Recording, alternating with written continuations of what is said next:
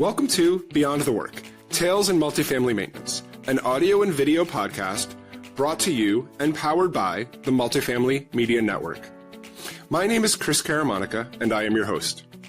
As a 15-year veteran of the apartment industry, I feel like I have done and seen it all. Don't we all feel that way? And then we see or hear something else. I have stories to tell, and the desire to hear and tell others' stories. As a multiple committee member with NAA, a CAMT advisory board member, and a national presenter and educator, I have met and worked with so many people in our great industry at all levels. This is not a how-to podcast. It is a how-did podcast. We are going to explore the how-did tales in multifamily. How did we do it? How did we learn from it? How did we grow? How did we decide not to do it again?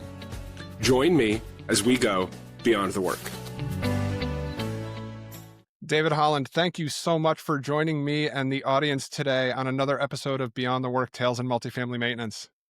Absolutely. Pleasure to be here. So, David, tell me and the audience a little bit about yourself. How'd you get into the business and what are you currently doing? Sure. Well, like everyone else, I fell into multifamily. I was actually working in Virginia. I was working at Target, believe it or not. And my father called me and said, "Hey, your brother's dropping out of college and he's going to join the family real estate business. And, you should come join too." And I was like, I guess, right? He's like, "Well, if you want your inheritance." I was like, "Okay, fine." So I moved up to New York and I joined the family business and I worked in property management for about 9 years or so. Literally started way at the bottom, leasing agent, worked my way up to regional manager. And then after about 8-9 years of it, I said, I want to try something a little different. I need, more time from my family because at that point I had a wife, I had kids, and I said, I got to go and see what else is out there, essentially. Took me about 7 or 8 months to find a new role. And I now work for Belfort Property Restoration as their multifamily guy in the upstate New York market. So I'm definitely still in multifamily, but now I get to support those who are supporting the residents, and I'm on the supplier side. So what was the biggest change for you going from, I've talked to a lot of people that have gone from the operator side to the supplier side and vice versa. Sure. What was the biggest change for you being, on-site or regional to servicing supplier, the people that you used to be, basically? The absolute biggest change is that in operations, there's just leads. There's more leads than you know what to do with. Every day, 99 plus leads. As much time as you spend, there's always more. Whereas on the other side, you have to go and make it happen. You have to do the cold calls. You have to show up. You have to, there aren't just people knocking down your doors to buy your services the way that it happens when you have apartments to rent and there's a housing shortage. Yeah.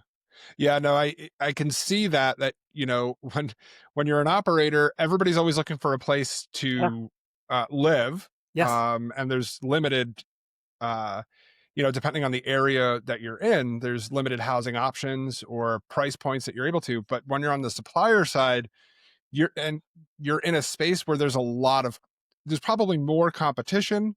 Yeah. And I think that I view it as, it's about the relationships that you make and the people that you know. So that's probably a lot more what you're doing now in your role than the person who's leasing an apartment that you may only meet once, especially if they don't lease, as opposed to relationships that you're fostering with people that might not be using your services, but you still fostering relationships with them. Is that everything? Pretty good? Everything about this business is relationships, right? So I'm in property restoration. And nobody can plan to have a fire on Tuesday. So there's no quotas, there's no numbers, there's no reports. I can't make, 10 phone calls and there's a renter. It's relationship building. And eventually someone who's on my list of people I have a relationship with will have a fire. And then they call me. At least I hope they call me. Right. So it's always very interesting. I'm on the facility side and the maintenance side. So, for me, I am sorry. I'm one of the people who's not a fan of cold calls. But I do get them a lot. What's the biggest challenge about making those, I think is like cracking through that Yeah. wall, if you Yeah. will, of like, how do you go about doing that? Or how do you know Sure. some other suppliers that are doing that? How are they breaking through that? Oh God, David's calling me again. And Yeah. because I know that it happens because I'm the person that's going, no offense, David, and not to you, but No, no, others, I get it. where it's like, oh God, they're calling me again. How do I you don't break have the through that? time, right? So the biggest challenge is time, right? No one's got the time to Yeah. answer the phone when there's enough things going on that you're already staying late at work. So most of the outreach that I do is like very passive. I'll put out content on LinkedIn. I'll, reach out on behalf of the local NAA chapter or IREM chapter. Hey, we're doing an event. I'd love to see you there. And then it's whenever we're in person or whenever we're already having a conversation, it's, oh, by the way, I was checking our records and I haven't sent over our certificate of insurance. Would it be ridiculous for me to Mm. send that? Right. And no one's going to say no to that because it doesn't hurt or cost them anything to have another vendor on the pile of approved vendors. And then it's just a regular check-in. Oh, I saw there was bad weather, or I see from your website that you're hiring. I know someone who's looking. So how can I add value and not just here's a cold call and I'm trying to sell you something? It's much Yeah. more And value driven. I think your approach is one of the many reasons why I wanted to talk to you today. You and I have met on multiple NAA events. Yeah. We're in the same, region of NAA. I'm in New Jersey, but I have properties in New York. You work, with some of my friends up in the New York area. So we got to meet each other, and I would never need to call you personally for your services because I have my own suppliers, but you work for one of the largest, property restoration companies in the world, if not the. Correct. Is it The. fair to? No, it's fair. It's the. Okay, it is the. Um, so it is nice to see uh, people like you in the industry that are doing that outreach, that are giving your time, Yeah. and making those relationships, because it is really important. It's one of the reasons why I want to talk to you. And you just talked about that passive, um, the passive connection with people. And one of the things that you were very you and I know each other. We've met and we've talked. But when I asked you to be on today, you said, "Well, why do you want me on?" Which honestly, I ask. This is like my 48th or 49th show, somewhere around there. I've never had anybody ask me why, Okay. and but I knew the answer right away. And the answer right away, within minutes of you asking me that question, is because I had seen your LinkedIn posts and some of the things that you put together, and you just put it out there. Yeah. Whereas where I see a lot of companies where it's like, click this link here to get my, 5 tips for property restoration or Yeah. weatherizing your property. You've just kind of put it out there. Sure. What was Why do I do that? Why? Why are you giving away the milk for free, David? Well, because Belfour is a known enough brand that I have to do a little bit of personal branding. Mhm. Because if you already know the company, you already know our capabilities, but I want you to call me specifically, I need to do something to get you to remember that he's the guy to call when there's an event. And it's not like I'm just some random salesperson here over there, and it's over here, and I just got a new job and I'm a salesperson. No, I have a decade of multifamily experience. I have my CPM, I have my ARM, I have my real estate license. Yeah. My wife and I have our own portfolio of properties that we own and manage. I can speak to that experience, so why wouldn't I? Right. And as far as not having a paywall or give me your contact info, I've got LinkedIn Premium. I don't need you to fill out anything. I can see who you are when you're clicking on my page, right? Valid. It's a really high percentage of the people that will look at my posts or like them or engage with them. I'll just DM them and say, "Hey, thanks so much for liking this," or "Have you found it useful?" or "What am I forgetting?" And a lot of the online LinkedIn conversation will turn into a phone conversation, and then we'll turn into a lunch invite, and then it turns into all of a sudden they're one of my clients, and they Right. never even saw it coming. Yeah, I think that's great. the content you're putting out is fantastic, by the way. I mean, it's, Appreciate you that. know, I will encourage listeners, if you are not connected with David, whether you're in New York or you're in California or Washington or Hawaii, if you work in the multifamily industry, you should be following, if for no other reason than he's putting out some really great checklists and, you know, thought pieces on, you know, weatherization and uh, preparing for winter storms. You know, I just got back from Florida last week, so it was Mhm, interesting for me to be with my brother and talk to him about how his apartment community that he lives at prepares for this time of year, mhm. you know. So, you know, some really great stuff out there, but what advice can you give to operators, to people listening?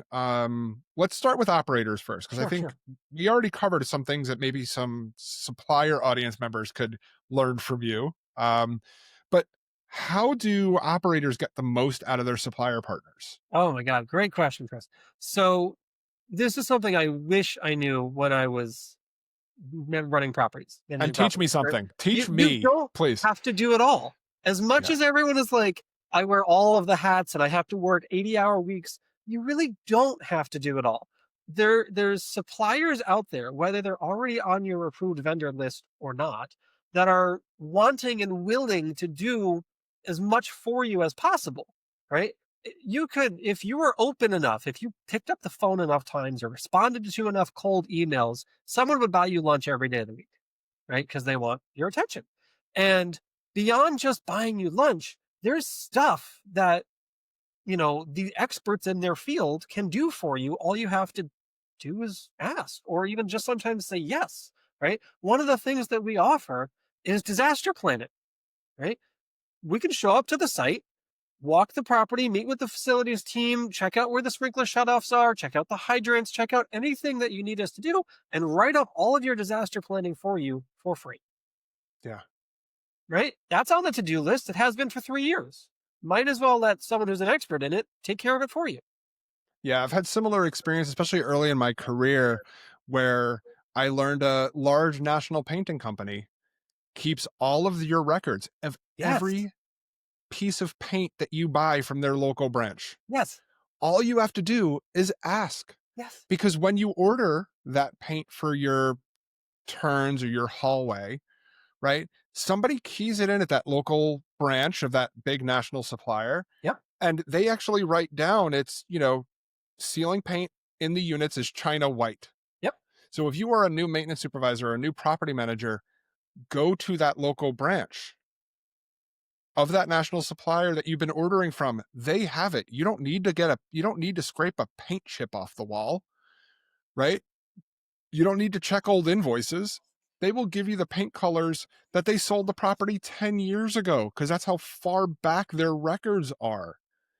So, you know, I learned that early in my career, is to be Yeah. able to just ask those simple questions. They already have your business. Why don't you know what information they have about your business? Mhm. Does that And make sense? beyond, I know what company you're talking about. Rhymes with Merwin Billiams, right? And beyond just knowing what you've bought from them, they will also come to your site using their Yes. technology and make you a color schedule of the paints that you did not buy from them, so that you can now buy the Merwin Williams Yeah. equivalent. Yeah. So And you don't also even have some to of the do that. larger supplier, you know, some of the other supplier partners that I've worked with, MRO suppliers, pretty much all of the majors will help organize your shop, will help Yeah. tag things, will help bin things. Why aren't we using when I go to sites and I'm like, well, why aren't you? Oh, we didn't know. Yeah. So that is very interesting to me. Because you're one of those people that are letting people know. Yeah. And But you're why aren't you have an idea why aren't other organizations? Is it because they don't have the bandwidth? Is it because maybe. it's a dirty little secret that they don't want people to know that they can do these things? No, maybe it's trick up the sleeve they're saving for their best customers. Yeah, I don't know, yeah. right? It's very it's always very interesting to me when I find that out. I had a recent supplier partner that I was talking to, and they're like, "Yeah, we help build a training center." I Yeah. said, "What do you mean you help build a training center?" "Well, we asked XYZ company, can we help you build a training center?" And then they used their supplier network to help put in a training center for maintenance technicians to build to repair Mhm. appliances. Yep. Speaking about training, right? If we're the expert in water damage or mold or whatever, right? Or like hoarders, right? One of the things we'll do is we'll come and we'll clean up after a hoarder. We would be more than happy to put together a lunch and learn, come to your site and talk all about how to recognize mold or what to do when you think there's a hoarder or how to discover if someone is a hoarder. Yeah. And it's like we have the knowledge, we have the budget for the lunch. Let us do a free training for your team. Yeah. Right. And a lot of the stuff, you don't even have to know what you don't have. You can just say to your vendor, what can you do for me? Or it's been a year since we discussed our set pricing. What are this year's rates? Yeah. And just have an biannual sit down. What's new? What are all the new features of your software? Tell me, because I want to know. I want to take advantage of it. Yeah. I think that more operators need to work more closely with their suppliers, Yes, please. because it's an untapped resource. They're not, and I use the word supplier. You know, I will say I was schooled several times about using the word vendor, Okay. um by various friends of mine in the industry, and I realize that, a supplier is different than a vendor. I have plenty of vendors, um but a supplier truly is a partner, and I can see that that's something that you definitely try to do, um you know to the world, but I know definitely in your area in upstate. So my company is really unique because we can serve any building owner, any building manager, anything with four walls and a roof is a potential customer, potential Right. client. But the way that we break it out is each salesperson goes after the vertical that they know best. So I'm Right. the multifamily guy. I'm not the schools guy. I'm not the hospitals guy, Right. right? I don't know anything about healthcare. I'm not that guy. Right. So if you call my office or if we're doing outreach and you run a hospital, you're talking to my coworker, Fabian, because that's his world. He Right. came out of facilities management in that world. I'm the multifamily guy. A Right. lot of the calls that I have with people, they start out as like a hypothetical question, right? I took one maybe a month ago and she said, "Hey, hypothetically, what would you do if there was 2 feet of water in your basement?" And it's like, okay, well, hypothetically, what's the source of the water? Do we know? Is it a broken pipe? Is it raining outside? Like, what's going on? Yeah. First step is to get the water off, Yeah. wherever that source of water is. And we'll talk for like 20 minutes about the property management response to an issue. And at the end of it, she goes, okay, I think I understand. That wasn't a hypothetical. Can you get on the team? It's like, no way. It wasn't hypothetical. Really? Really? What's one of the can you give me that was a really good story, and I'm sure that you have dozens of them. um what's something that has surprised you from moving from an operator side Yeah. to a supplier side, because it is very different. We're very Yeah. myopic Yeah. on the supplier side. I mean, the operator side, we know our property, we know our company, we know maybe even our portfolio. Yeah. I would imagine that being on the other side of the fence, as a supplier, Yeah. you get to see a lot of different properties and a lot of different Yeah. companies. Like, what surprised you from moving from that operational view to a supplier view about our industry, about our So I, industry? I I already knew from my time in operations that there's the what the guests see, right? There's the presented and polished, and here's the marketing and the brand standards. And then there's the actual reality of what goes on behind the scenes. And what I never really pictured was just how much of a chaotic mess it is, the larger scope you're looking at. Because if I'm only thinking about 1,000 apartments, because that's the company I worked for, we had 1,000 apartments, right? You're only going to have X percentage of them are going to have a problem, and the problems you could probably guess what the problems are going to be. But when I'm talking about 50,000, 100,000 apartments that are in my jurisdiction for sales, right?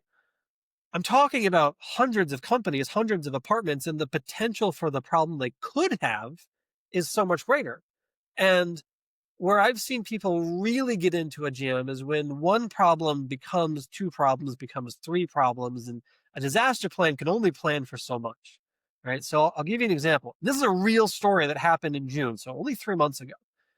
One of my client properties, they had a domestic violence issue at their property. It happens. It happens all the time. Nobody talks about it, but it happens, right? The cops got called, and when the cops showed up, they shot and killed the resident in the apartment, Mm. right? That was disaster number one, because now you have a PR disaster, right? And the fact that somebody died. The second thing that happened is that one of the bullets hit the sprinkler system, and the sprinklers went off in the whole building, right? So now you have 75 apartments taking on water, and the cops are there, and the restoration company can't get in to do anything because it's an active crime scene, right? I'll give you two guesses on disaster number three. Mm. Water and you can't do anything about it? Turns into mold. Yeah. Turns into mold, right? So the whole building is displaced. It's an active crime scene, and there's mold, right? Took about 4 weeks, and that property sold to a different ownership because they just couldn't handle it. Oof.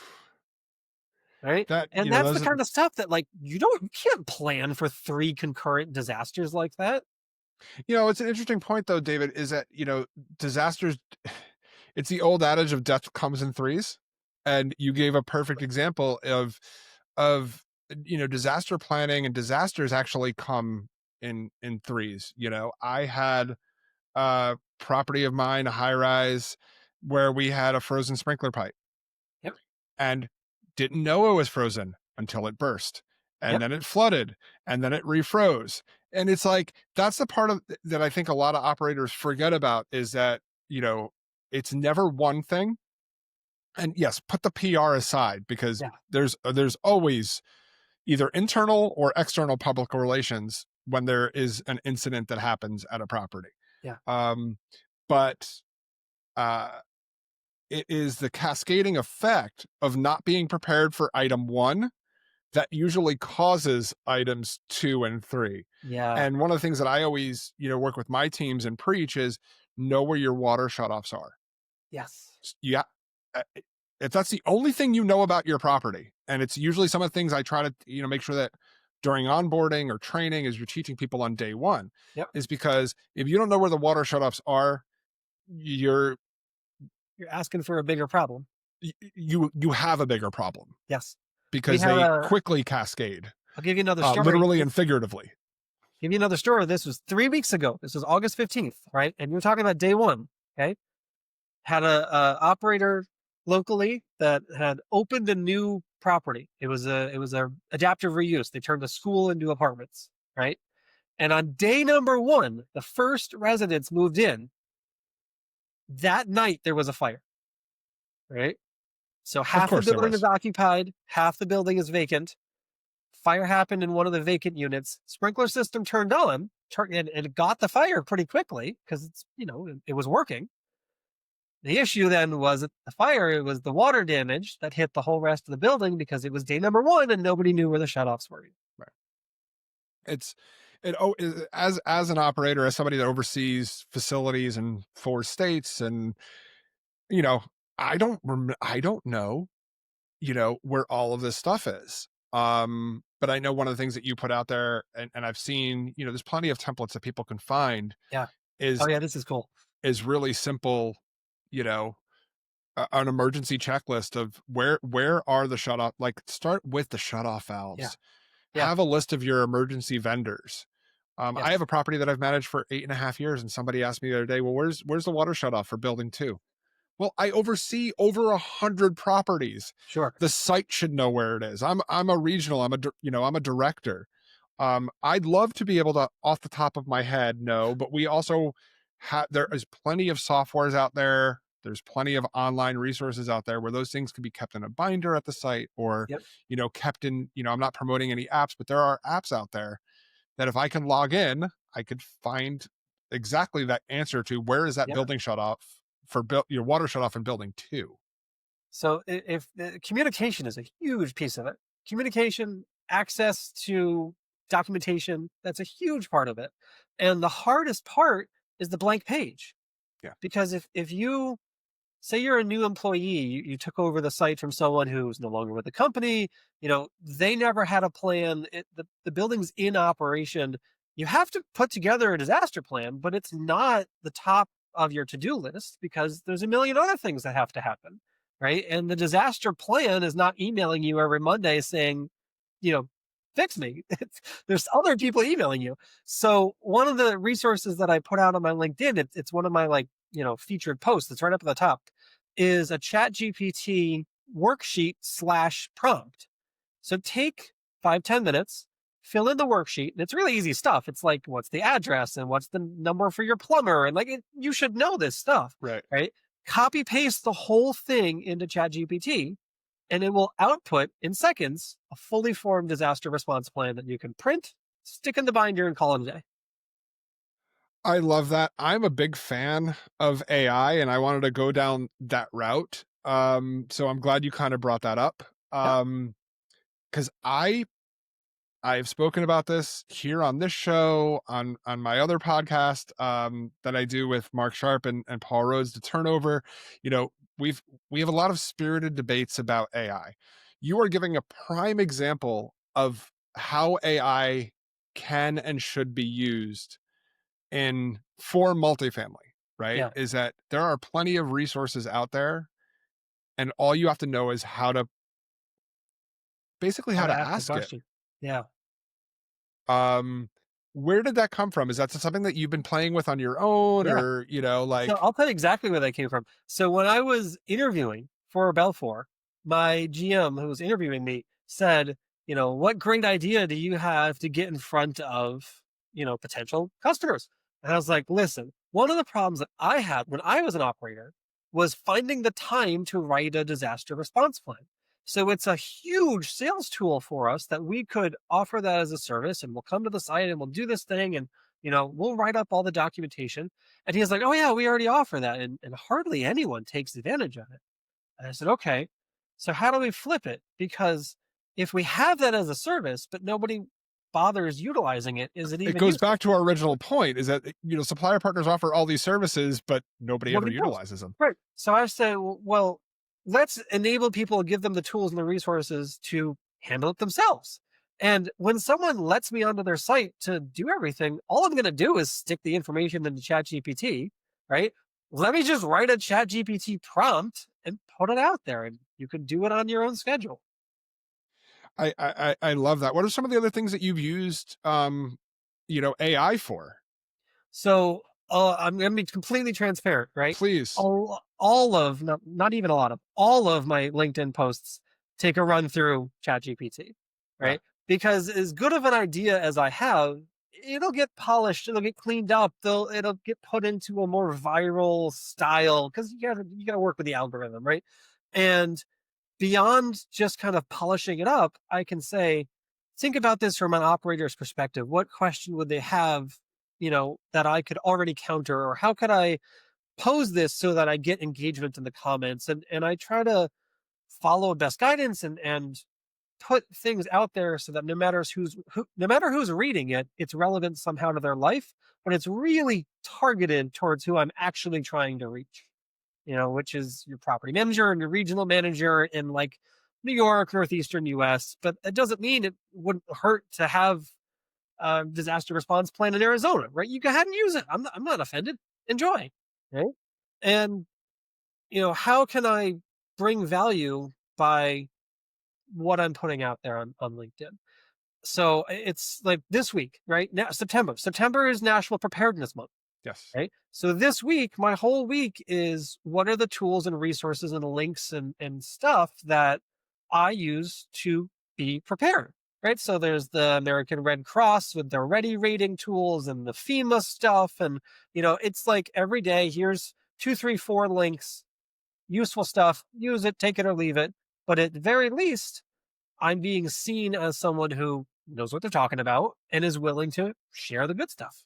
Yeah, and I think your point is dead on with knowing what questions to ask. And Yeah. this is where I've kind of learned, and working with my team, my regional managers, and even myself, is that sometimes you have to ask the question differently to get the output that you're looking for, Yeah. right? So, oh, this, Copilot or Chat GPT is not giving me the answer that I want.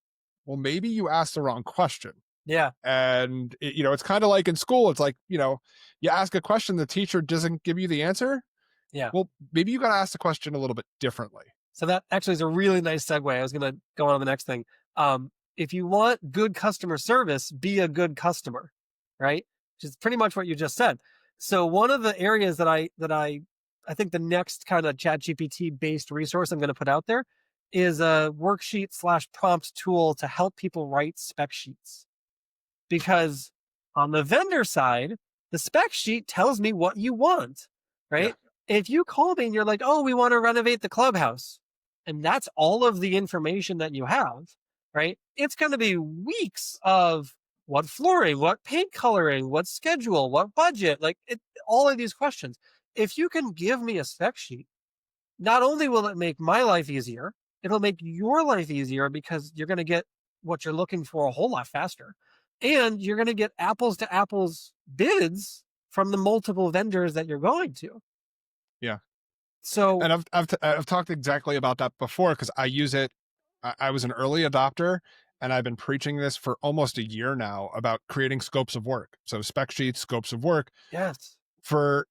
I know the basics of, I use this example all the time, and I apologize for frequent listeners, but I use the example of repaving a parking lot, which is something that we do quite often, no matter where you are in our industry, no matter what state, time zone, everybody's got a parking lot, or almost everybody has a parking lot, and you have to get it milled and repaved. But I couldn't tell you how, I could with my 20 years of experience, but it makes it a little bit easier for somebody else to push out how deep you need to mill your parking lot, what PSI the asphalt should be able to hold, how many parking spots need to be striped and how many of them need to be handicapped, right? Right. So I learned how to say, hey, Chat GPT, I need a scope of work for a 4,000 square foot parking lot that's got 50 spaces. And I want to I want it milled and repoured. And then I get some of the most detailed information by putting in one sentence or two sentences of what I know. Yeah. And then it fills in the gaps. Mm-hmm. And, I have been able to do scopes of work for parking lots. I've been able to do them for landscaping proposals and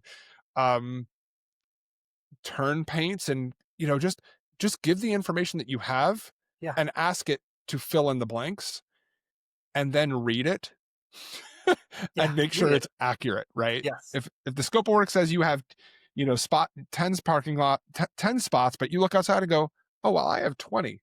Yeah. You should change that from 10 to 20.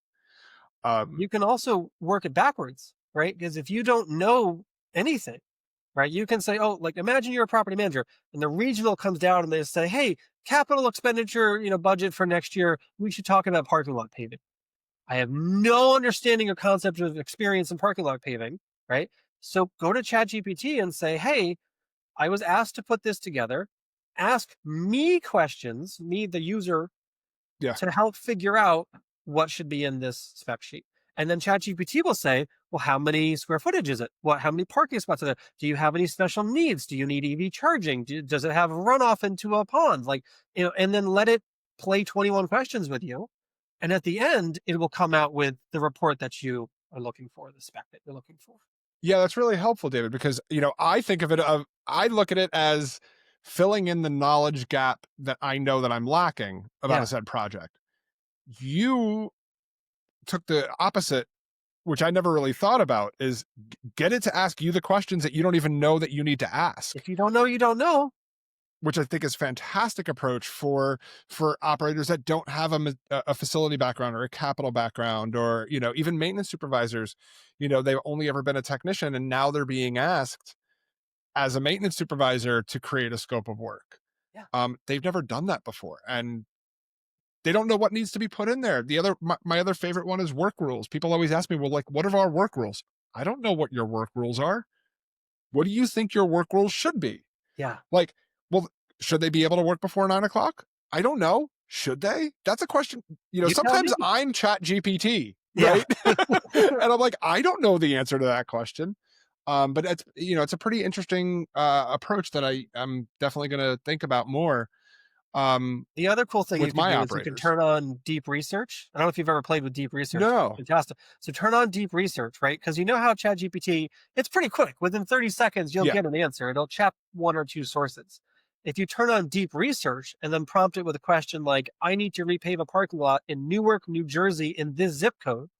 What are all of the local code requirements that I need to keep in mind when writing my spec sheet? It'll take 15, 16 minutes, but it'll check 45, 50 sources Interesting. and return hyper relevant cited sources. This is the code that you need to work to in your local jurisdiction. Very nice.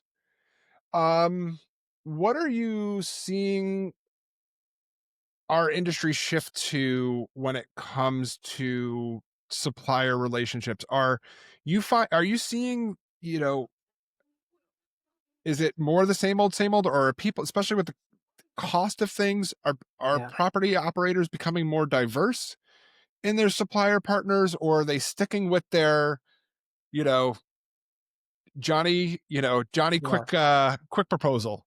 I What are would you say seeing? it's all going to depend on the operator, but as a general, Yeah. response, it's about options, right? I want to have 2, 3 plumbers on speed dial. I want to have multiple vendors or suppliers I can reach out to that all offer the same thing, because you don't know who's actually going to answer the phone at 2 in the morning. Yeah. You don't know who's going to have the best price for whatever scenario, and competition helps as far as getting the best price, the best value, or whatever. The tricky part is to remember that it's not always the best price that should win the job, right? Yes. Because I'm sure you can speak to that on the facility side. Yeah. You can do it fast, you can do it right, you can do it cheap. You can't do all three. But never So all three pick, at the same time. It's got to be. and sometimes you can Point, barely point. get one of them out, to be perfectly honest with you, know, to really do it right. You Yep. can, you know, you can't Yep. you We're can't do one of them. refinishing my basement right now, and my wife is like, "This is taking forever," and I'm like, "Yeah, but it's cheap and good, so let it take as long as it needs." Right. And, you know, I had a cost benefit analysis in my own house last week. My dishwasher went, and I Yeah. said, I can fix the dishwasher. This is what I do. And I looked at Yeah. my wife, and we had a very informed conversation. I felt like she's the property manager and I'm the maintenance supervisor in my house. It's a good team up. And she looks at me and goes, how old's the dishwasher? And I said, it's 9 years old. Yeah. And she goes, well, I knew the answers to all these questions. I wasn't leading her, but she goes, well, how much is the pump? And I said, the pump's going to cost me $150. Sure. Well, how long is it going to take you to install? About an hour. And what's your time worth? And then she goes, okay. She goes, how much is it for a new dishwasher? And I said, for the same color that we have to match our appliances. Yep. Yep. I said, it's about $600. And she looks at me and goes, buy a new dishwasher. That was Plus, music how much to is my that- ears. I hit send on the Best Buy order before she finished her sentence. Plus, how much is the new one more efficient, water-wise and energy-wise? Will it wash out in your energy utility bills? She was right. Yeah, and this is what I do all the time. But she's the property manager. I'm the maintenance supervisor in my house. And I like it. what I was able to do is I was able to present my case without saying I never said I needed to buy a new dishwasher. I never said it. Yep. We had an informed conversation, and she made a very good executive decision. And you know, that's something that, you know, on-site maintenance team members need to be able to do more. And they can do that with some of the tools that we talked about today. They can do that by using ChatGPT. They can use that by reaching out to supplier partners. They can use that by talking to regionals that may have a little, or counterparts that may have a little bit more experience in a space. And it's not always an appliance. It could be a turn. It could be restoration work, to go back, right? Is, I get plenty of Xactimate bids from restoration companies, and there is a lot of information on those, and as it should be, because when you have a claim or a loss, it's very expensive. But if you don't know what you're looking at and you're able to have an informed conversation with either your supplier or your property manager, you can be in a pretty, it could cost you more in the long run. What you don't know usually costs you more in the long run than what you do know. So put the thing that you don't understand into ChatGPT and say, explain this to me like I'm fifth grader, help me understand this, help me digest it. The other cool thing you can do is, have you ever tried the photo mode that they have with it? I use it all the time. Okay, so right? If you don't know what you're looking at, take a picture of it, right? Yeah, I used to do it with Google Lens, and back in the day. But now with AI, it's ridiculous. To plug in a photo of a piece of equipment and circle an area or say like, this is exactly, what is this, or how do I fix that? And it's amazing. Walk me through step by step, right? Yeah, it's great. It's a fantastic tool, and I'm glad that you're talking about it, because it's it's interesting. I talk about it a lot, but I think we've talked about it from a different perspective, I think, today, which has been really interesting and cool. And to hear it, how a supplier partner is using it and encouraging others to use it is really cool for me. As we get to wind down here a little bit, David, tell me a little bit about some of the things that you are currently doing. You work with the upstate New York, the Apartments New York affiliate. Yep. So our local NAA chapter is Apartment Professional Trade Society of New York, which the acronym is Apartments New York, APTS New York.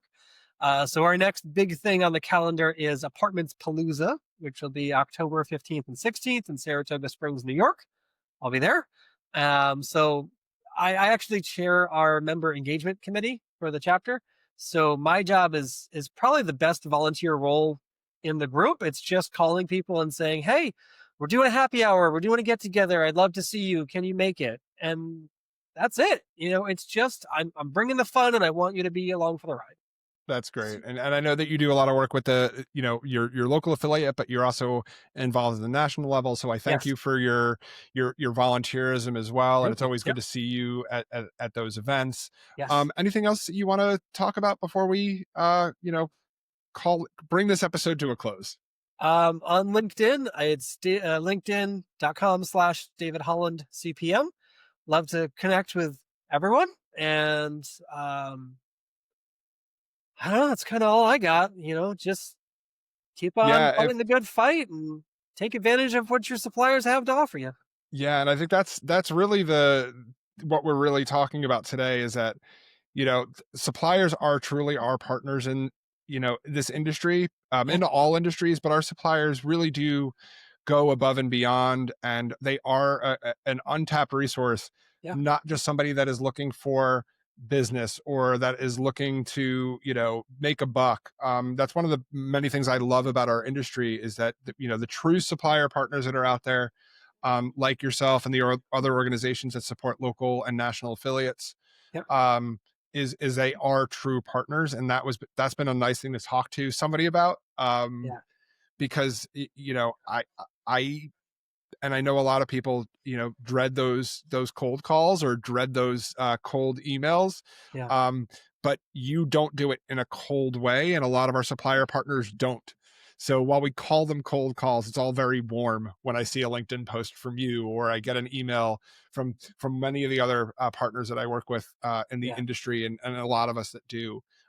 They are our partners, and they are our friends in the good fight, and they have experience just like you, David, both as operators and working with operators. So I do thank you and appreciate you coming on today and sharing your stories and your tales. And hopefully some people will take away some of the good information that we brought to them today. If a supplier partner reaches out to you and you don't have the time, just say that. It's okay, right? Don't leave us on red. We're people too. Yeah. You know? We all have a job to do. All have a job to do. I'm not trying to bug you. I'm really not. I want to make your life easier. Yes. And that's something that I definitely have learned as I've gotten older in the industry, been more experienced. Yep. But David Holland from Belfort Property Restoration, thank you so much for your time today. Of course. And joining me and my audience on Beyond the Work. Check out, follow David on LinkedIn for some great tips and tricks and checklists and planning tools. And if nothing else, check out his disaster planning chat GPT post. It really is pretty cool. And feel free to drop any comments that you have for David and here, and like, subscribe, and share this with all your friends. And we'll see you next time on Beyond the Work, Tales in Multifamily Maintenance. Thank you so much. Thank you for joining me today for Beyond the Work, Tales in Multifamily Maintenance. No matter how long you've been in our industry or what position you have at your company or your community, everyone has a maintenance tale to tell. If you like this episode, please like, comment, subscribe, and follow to this podcast. Go to www.multifamilymedianetwork.com and leave me a voice message or share your information, and we can tell your tale together on a future episode. Please join the MMN newsletter for upcoming industry podcasts, thought pieces, and sponsorship opportunities. Our stories all connect us. See you for the next chapter.